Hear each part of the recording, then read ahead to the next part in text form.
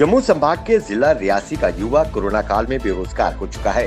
Corona काल से पहले ये युवा बारामूला रेल लिंक परियोजना में काम करते थे, लेकिन इन सबको निकाल दिया गया। उन्होंने मांग की कि उन्हें फिर से नौकरी में रखा जाए।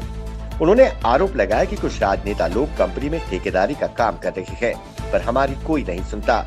उन्होंने चेतावनी दी कि हमें दबाया न जाए और कटरा को कश्मीर बनाने पर हमें मजबूर न किया जाए। विरोध कर रहे युवाओं ने कहा कि हम जिला प्रशासन को 2 दिनों का वक्त देते हैं।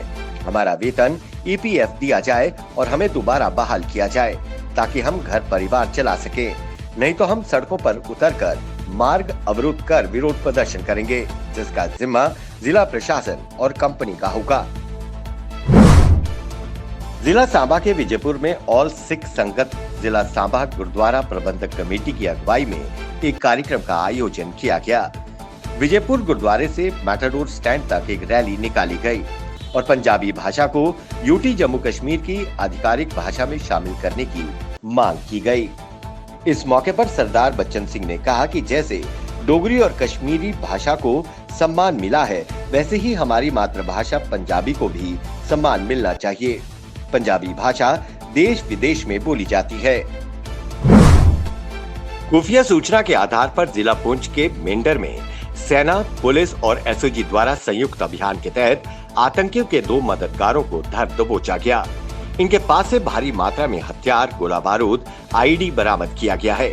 इनके कब्जे से 3 चाइनीज पिस्टल, 6 पिस्टल की magazine, 70 pistol rounds, 11 hand grenades, 1 wireless set, 1 IED, 2 batteries, 1 mobile phone with charger और 2 झंडे बरामद किए गए हैं। दोनों आतंकी मददगारों से पूछताछ जारी है।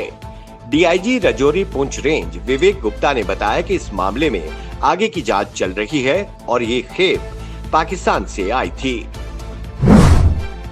इन दिनों कश्मीर घाटी में मवेशी चोरी होने की घटनाएं सामने आ रही है। दक्षिणी कश्मीर के जिला शोपिया के गांव में मवेशी चोर बहुत सक्रिय हो गए हैं।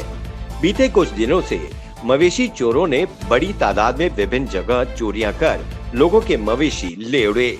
चोरों ने नंदी गांव में पिछले दिनों बड़ी तादाद में भेड़ें चुराई है। गांव के लोग आजकल रात को खुद पहरा दे रहे हैं ताकि उनके मवेशी भी चोरी न हो सके। वहीं लोगों ने प्रशासन से अपील करते हुए अनुरोध किया कि जल्द से जल्द चोरों को पकड़कर कानून के तहत सख्त सजा दी जाए। यहाँ के गरीब लोगों का यही बस एक सरमाया है। कश्मीर घाटी के प्रशासनिक अधिकारी कितने क्रूर हो सकते हैं, आप इन तस्वीरों के जरिए देखिए और समझिए। एक गरीब किसान ने जिला शोपिया के गांव में पंचायत घर की तामीर के लिए 2008 में अपनी बागबानी की 1 कनाल जमीन गवर्नमेंट को दान कर दी, जिसके एवज में प्रशासन द्वारा नौकरी देने का वादा किया गया था। लेकिन विडंबना देखिए, अभी तक नौकरी तक नहीं मिली। ऊपर से पंचायत पर 10,000 का बिजली बिल भी इन्हें ही भरने को कहा गया है। ये कैसा न्याय है? इस गरीब किसान की 5 बेटियां हैं और 2 बेटे हैं, लेकिन नौकरी परिवार के किसी सदस्य को अभी तक नहीं मिली। वहीं परिवार ने अब पंचायत घर पर कब्जा कर लिया है और कहा है कि अब वो पंचायत घर को नहीं छोड़ेंगे। बॉलीवुड अभिनेत्री कंगना रनौत की महाराष्ट्र के राज्यपाल भगत सिंह कोश्यारी से मुलाकात हुई। ये मुलाकात करीब 45 मिनट तक चली। इस दौरान कंगना ने राज्यपाल के सामने अपनी बात रखी। मुलाकात के बाद मीडिया से बातचीत करते हुए कंगना ने कहा कि मैं आम नागरिक के नाते राज्यपाल से मिली। मैंने उनसे मेरे साथ हुए अन्याय पर बात की। उन्होंने मुझे बेटी की तरह सुना। कंगना ने आगे कहा कि मैंने राज्यपाल से न्याय की मांग की है। उन्हें बताया कि मेरे साथ क्या क्या हुआ। राजनीति से मेरा कोई लेना देना नहीं है। उम्मीद है कि मुझे न्याय मिलेगा। बता दें कि कंगना रनौत का महाराष्ट्र सरकार के खिलाफ लड़ाई जारी है।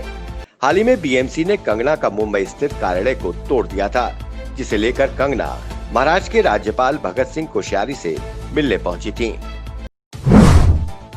राज्यसभा में विपक्ष के नेता गुलाम नबी आजाद ने संसद के मानसून सत्र के आयोजन को लेकर कहा कि इस बार सत्र अलग तरह की परिस्थितियों में आयोजित किया जा रहा है।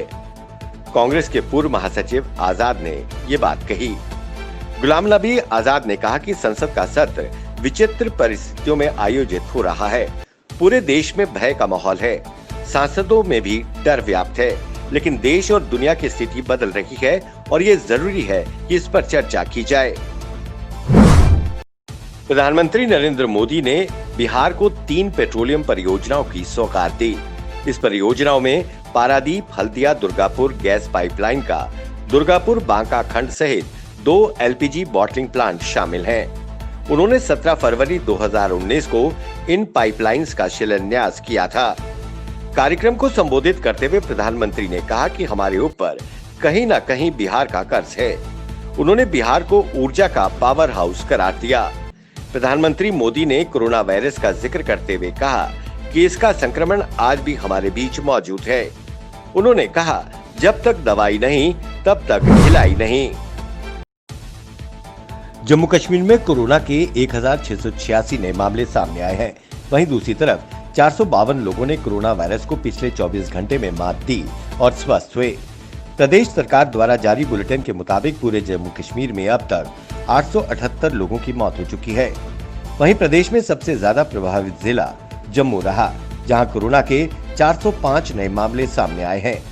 वहीं अगर जम्मू संभाग की बात करें तो यहां 875 नए मामले सामने आए, तो वहीं दूसरी तरफ कश्मीर संभाग में 811 नए मामले सामने आए हैं।